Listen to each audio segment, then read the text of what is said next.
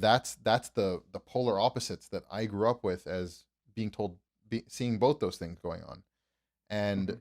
that is a big issue for me as far as why I don't participate in the Jewish community, why I don't believe in being part of the Jewish community, is that massive dichotomy. That drove me away. And people think you have a chip on your shoulder. They watch my videos, they say the Jewish community hurt you, you have a chip on your shoulder. Nobody hurt me. I had very good experiences in the Jewish community. I was, if I give a shout out to some people growing up, Rabbi Yarmish, for example, and Rabbi Gansberg in Toronto Chabad, treated me with nothing but respect, as a, to an extreme degree. Um, Mhm. I had, I have good friends who are, still good friends in the Jewish community. I don't have any chip on my shoulder at all. I Mhm. I came to the realization at some point that without being able to point myself to some ethical objective standard, and then once I started studying and actually delving into it deeper on a philosophical level, not just an ethical standard objectively, but a metaphysical and epistemological standard objectively, that I found that I can't find that in the Jewish community no matter where I look. And that's my issue. And then once you're stepping away and looking from an outside perspective, you're going, these are some serious issues and nobody's talking Mhm. about them. And that's where I come into that with my opinions on things. But this is why I feel that God's going to give a pass to many Jewish atheists, because what alternative do they have? It's like Reform or Chabad.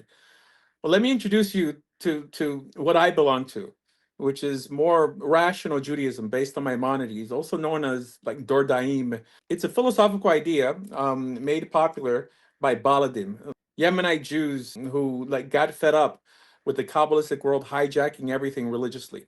It doesn't toss at the Talmud; it just gives you a different perspective on how to look at it. I would say that most Lubavitchers actually don't listen to Manis Friedman. Manis Friedman, I've made videos defending a few of his statements just because I know a lot of people kind of crap on him.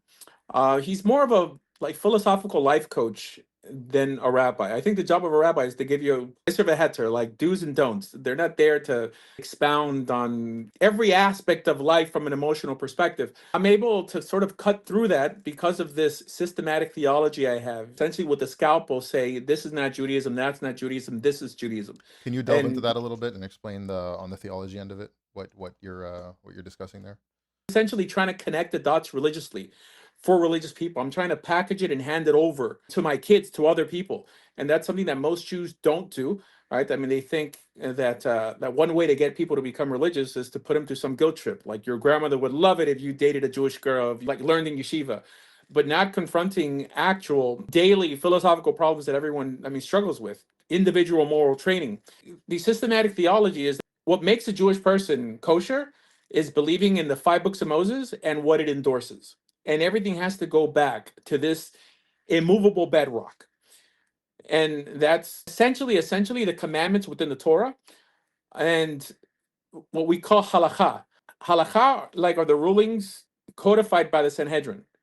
However, I would say that most people who have something negative to say about Jewish law, especially as a reason for not becoming Orthodox, 9 out of 10 times had nothing to do with Jewish law, but some midrash that was, blown out of proportion. Like, why do we call the halas? Like, demons on your fingers. Ruach ra, and all this nonsense that was what has nothing to do with the actual final law. You don't have to believe in any of that stuff.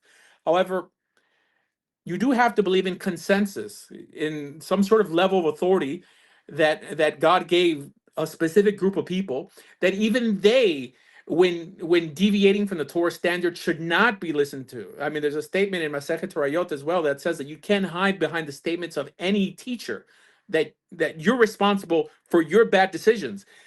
Your major issue is with Kabbalistic movements and incorrect ways of viewing Jewish law, not the actual plain Jewish law, just the plain black and white do's or don'ts that appear in the Mishnah.